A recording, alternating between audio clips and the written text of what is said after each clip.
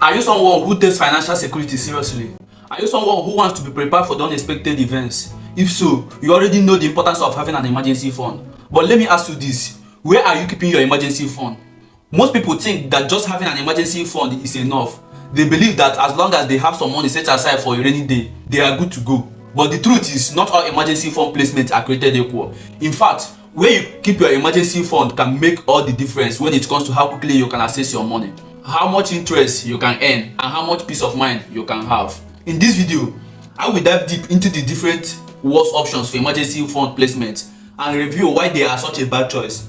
So stay tuned and let's get started. The first worst place to keep your emergency fund is under your mattress. Saving your emergency fund under your mattress may seem like a good idea because it is easily accessible and always in our control. It is such a bad idea because it's not a safe place to keep our money. The risk of theft and damage from natural disasters is high and we won't have any way to recover our funds if they are lost or stolen. Also, keeping cash at home can also make us vulnerable to crime, as thieves may be more likely to target our home if they know we keep cash there. By keeping emergency fund under our mattress, we are not taking advantage of any interest we could be earning on our money. Instead, we are letting inflation reduce the value of our savings over time. The second worst place to keep your emergency fund is in investment account. Saving our emergency fund in an investment account may seem like a good idea because it has the potential to earn higher returns than a traditional savings account.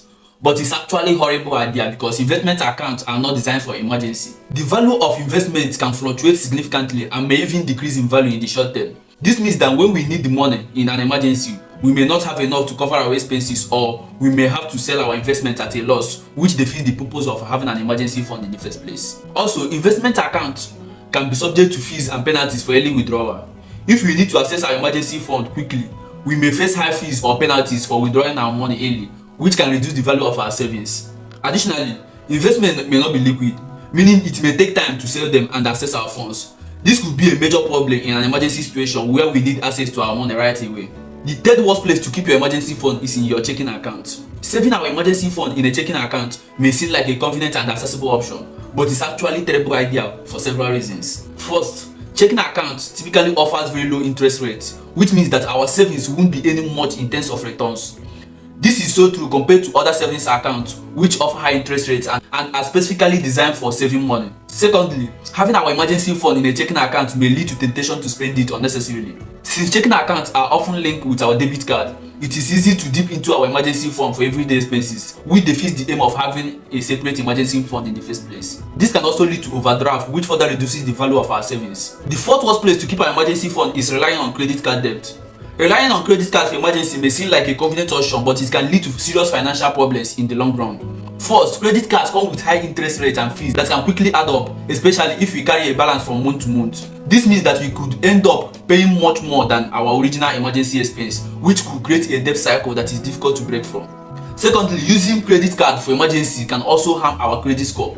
If we max out our credit card or miss payment, it can lower our credit score, making it harder to access credit in the future. This can be particularly problematic if we need to take out a loan for emergency expenses like a car or a house. Last but not the least is investing our emergency fund in risky investments. Saving our emergency fund in risky investments like cryptocurrency may seem tempting due to the potential for high returns, but it's actually a bad idea for several reasons. First, cryptocurrencies are highly volatile and unpredictable. They can experience rapid fluctuations in value, which result in significant losses if we need to access our emergency fund during a market downturn.